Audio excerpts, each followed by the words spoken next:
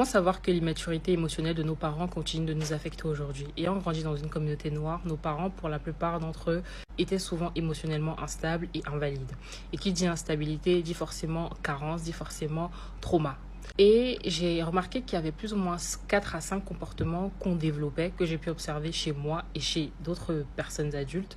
La première chose, c'est qu'on va avoir du mal à être honnête, à être transparent vis-à-vis de qui nous sommes, vis-à-vis de notre vie, vis-à-vis de notre personnalité. On va avoir du mal à nous exprimer, à nous montrer tel qu'on est, parce qu'on a développé un sentiment de peur, un sentiment de rejet. La deuxième chose, c'est qu'on va développer généralement le syndrome du sauveur, parce que ayant grandi dans un environnement plus ou moins instable émotionnellement, on se dit qu'on n'a pas forcément envie de perpétuer ça, ou alors on va développer un comportement de people pleaser, donc une personne qui va souvent être à la recherche de l'approbation de l'autre.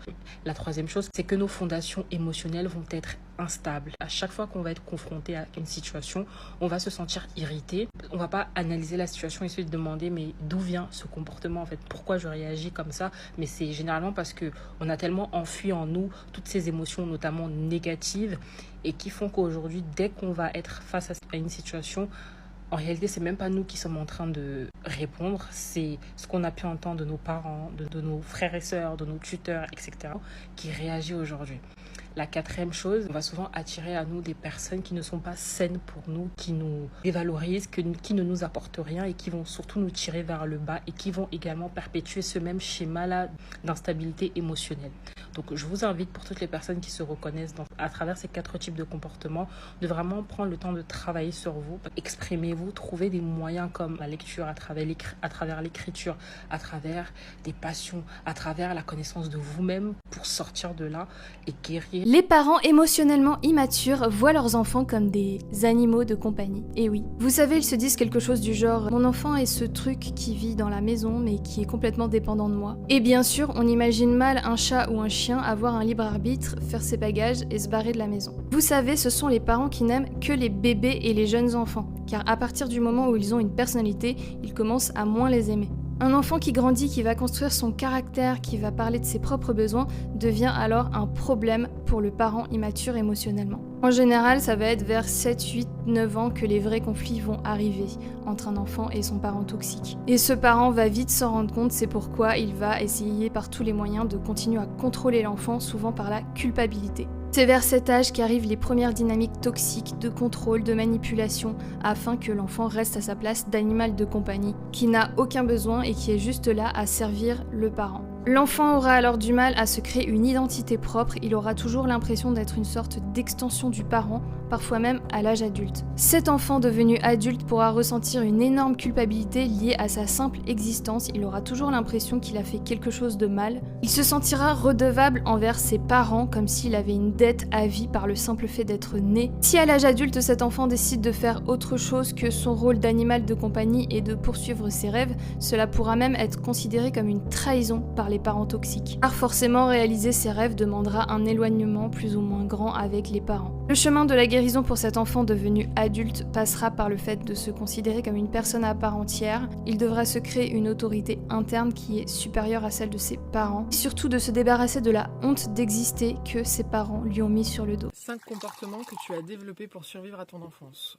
Le premier de ces comportements, c'est le perfectionnisme. Si enfant, t'as appris que pour être aimé ou accepté, il fallait que tu sois parfait, il fallait que tu sois le meilleur, et surtout il fallait pas que tu fasses d'erreur, parce que peut-être on te comparait beaucoup ou qu'on te critiquait beaucoup, tu as enregistré que du coup tu n'avais pas le droit à l'erreur et qu'il fallait absolument que tout ce que tu fasses soit parfait. Donc aujourd'hui, ça va se traduire par une peur constante de l'échec. Tu vas passer des heures sur des détails qui sont insignifiants. Tu vas beaucoup procrastiner parce que tu as peur de pas être à la hauteur des attentes que les autres auraient envers toi. Le deuxième comportement, c'est le besoin de tout contrôler. Si tu as grandi dans un environnement qui était instable, imprévisible, avec peut-être des adultes qui avaient des réactions instables et imprévisibles, tu as développé ce besoin de contrôler pour te sentir en sécurité. Parce que ça peut te donner la sensation, l'illusion en fait, d'avoir du pouvoir sur une situation qui peut t'échapper. Donc ça, aujourd'hui, ça peut se manifester par une difficulté à déléguer, une difficulté à demander de l'aide, à faire confiance aux autres. Ça se manifeste aussi par le fait que tu veux toujours que tout soit fait selon tes règles, selon comment toi tu as imaginé et comment tu veux que ça se passe. Et le problème, c'est que c'est extrêmement épuisant pour toi et pour les autres aussi. Le troisième comportement, c'est le fait de s'effacer. Si enfant, tu as souvent été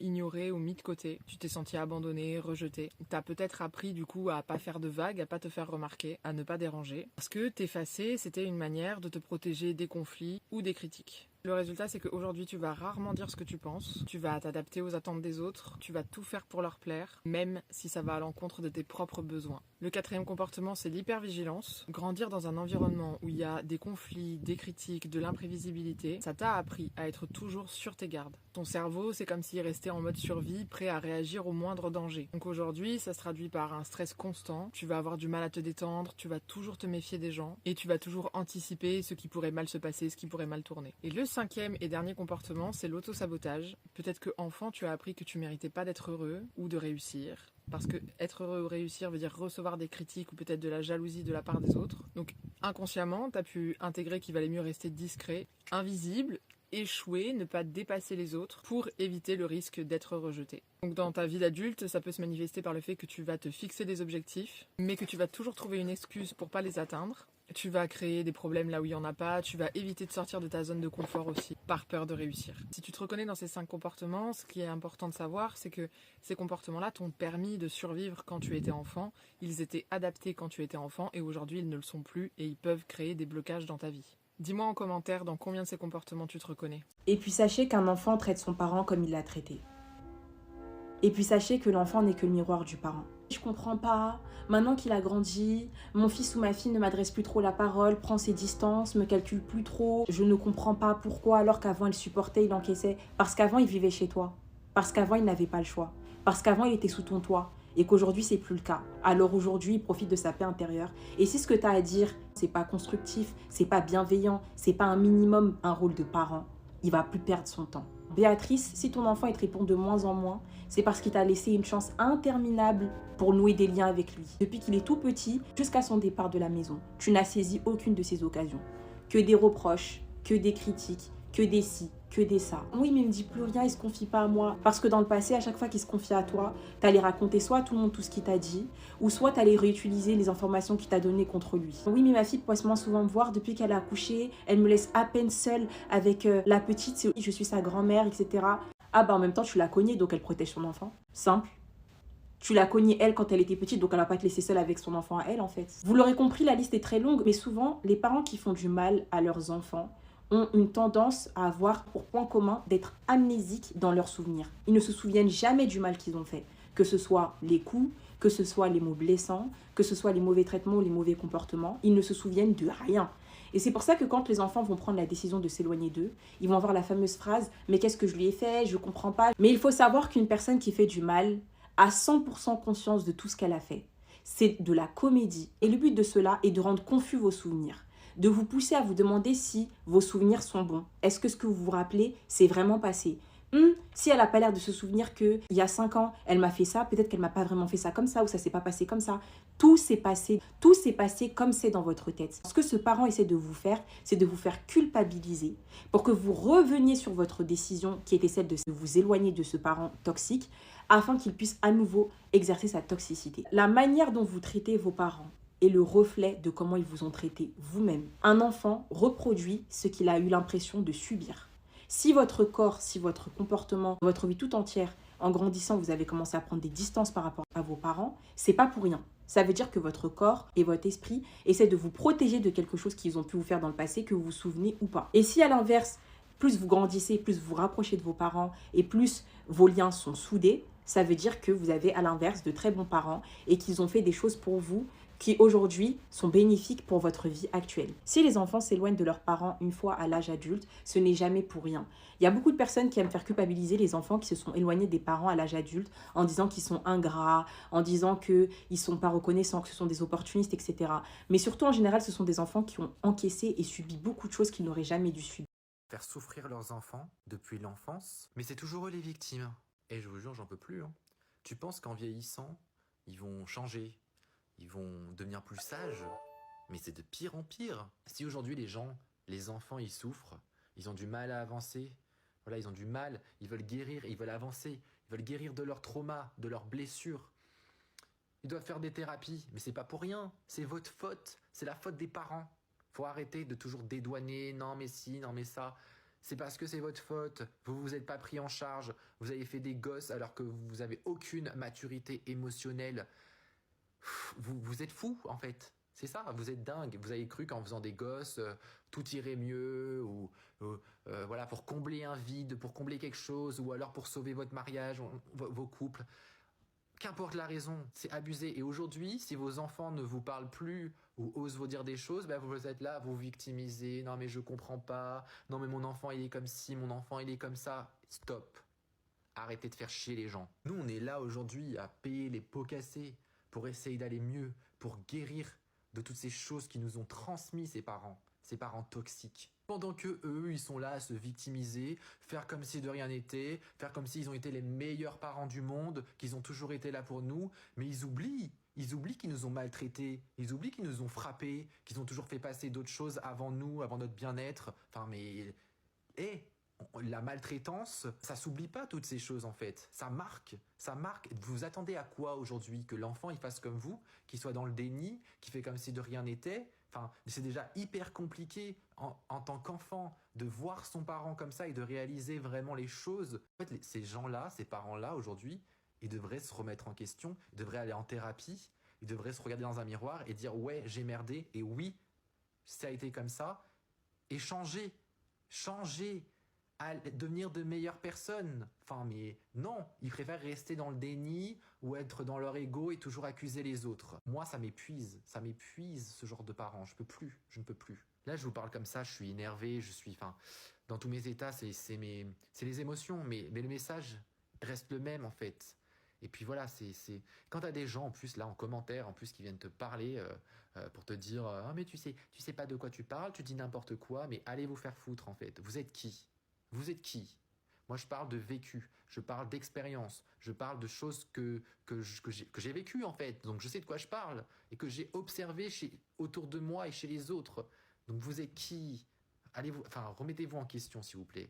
Tu as remarqué que quoi que tu dises, ta mère narcissique ramène toujours la conversation à elle. Tu parles de ta fatigue, elle parle de la sienne. Tu parles de tes enfants, elle parle des siens. Tu parles de toi, elle t'écoute pas, elle change de sujet, elle te parle de sa copine. Et c'est normal que tu te dises, elle est grave égocentrique, incapable d'écouter. Mais en fait, ce que tu vis, ça va encore plus loin que ça. Une mère émotionnellement immature ou narcissique ne fait pas tout tourner autour d'elle par arrogance. Elle le fait parce qu'elle cherche encore aujourd'hui à faire combler des besoins qui n'ont jamais été remplis. Des besoins d'enfant. Être vue, être aimée, être rassurée, être importante pour quelqu'un. Tu vas me dire, mais moi aussi! Attends, je sais. Ce type de mère-là n'a jamais guéri ses propres blessures d'enfance. Elle s'est jamais remis en question, elle n'est jamais allée creuser très profond à l'intérieur. Parce que ça peut jamais être sa faute. C'est toujours la faute des autres. Donc, c'est une personne qui n'a jamais reçu ce dont elle avait besoin émotionnellement. Tout comme toi, on est bien d'accord. Le problème, c'est que quand elle devient mère, elle vient projeter inconsciemment une attente impossible sur son enfant. Toi, tu vas m'aimer sans condition. Toi, tu vas me réparer. Toi, tu vas me faire me sentir en sécurité, aimé, validé, sécurisé. Toi, tu vas répondre à mes besoins émotionnels. Sauf qu'un enfant, il peut pas faire ça. Il n'a pas la capacité de le faire parce qu'il est dépendant de l'adulte qui est sa figure d'attachement. Il en est dépendant pour faire ça justement pour lui. Il a besoin d'être nourri émotionnellement, l'enfant. Donc, tu es éduqué par un enfant qui attend de toi, enfant, d'être son parent. C'est pour ça que ça marche pas. Et le schéma qui s'installe chez nombre de femmes, c'est que tu deviens l'enfant qui écoute, qui rassure, qui fait attention à comment il parle pour pas la trigger, pour pas la déclencher, qui, voire même peut se mettre en posture de sauveuse, qui s'efface pour ne pas la blesser. Ou alors, tu deviens le mouton noir qui fait tout l'inverse. Tu me demandes pas comment je le sais.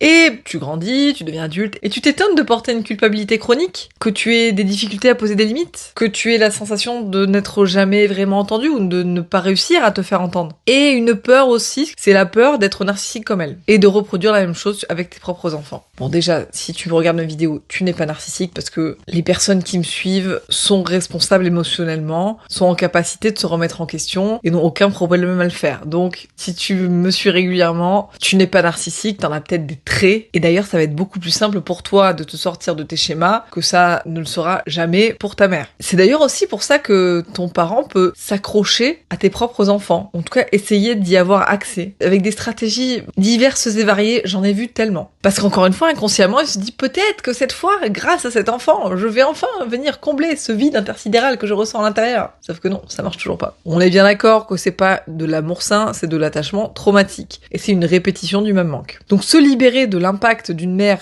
narcissique, voire émotionnellement immature, c'est pas la comprendre intellectuellement. Même si ça fait jamais de mal de mettre du sens à leur comportement. Ça permet pas de t'en libérer. Te libérer, c'est désactiver ce qui, dans ton corps et dans ton système interne, te maintiennent encore en position d'enfant face à elle. Et qui te fait réagir de manière, tu te dis, mais pourquoi? Ça n'est pas moi, je n'ai pas envie de réagir comme ça. Sors de ce corps. Alors si tu te reconnais dans cette description, et si tu refuses de porter ce poids que tu portes malgré toi, et que tu veux te libérer de ces stratégies de survie que tu as mis en place pour gérer ta mère narcissique, sans le transmettre à tes enfants, tu commandes simplement programme dans les commentaires, et je t'enverrai toutes les informations relatives à mon programme d'accompagnement de groupe que j'ai épicé cette semaine d'une offre qui ne sera valable que cette semaine-là jusqu'à vendredi, parce que j'offre à toutes les personnes qui nous rejoignent cette semaine 20 minutes de coaching flash en tête à tête avec moi. Ça veut dire que en 20 minutes, tu viens avec un sujet, à la fin des 20 minutes, tu es libéré de ton sujet. Simple, clair, efficace. Te libérer de tes schémas, c'est le plus beau cadeau que tu puisses te faire à Noël et le plus beau cadeau que tu puisses faire à tes enfants. Allez, prends soin de toi.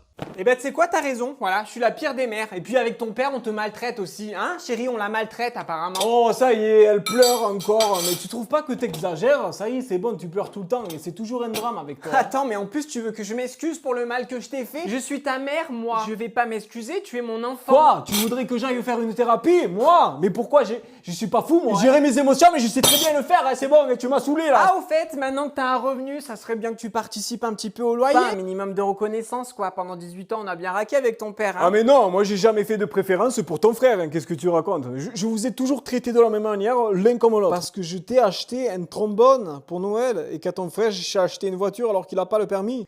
Je vois pas le rapport déjà, et ensuite je pense pas que ça soit passé comme ça, non. Je pense que tu déformes. Ah non, mais tu vas pas sortir avec tes amis juste parce que t'en peux plus de vivre ici, hein. Nous, on te voit jamais, moi ça me fait plaisir de te voir. J'ai besoin de combler mon vide là. Ok, donc tu restes. Et pourquoi tu veux plus nous parler comme ça, à nous, à tes parents? On t'a jamais rien fait? Je t'ai jamais rien fait, moi. Mais qu'est-ce que t'as? T'es toujours enfermé, toi, dans ta chambre. Tu viens jamais avec nous, un peu, là. T'es dépressif. Regarde autour de toi, je sais pas. T'as un toit, une maison.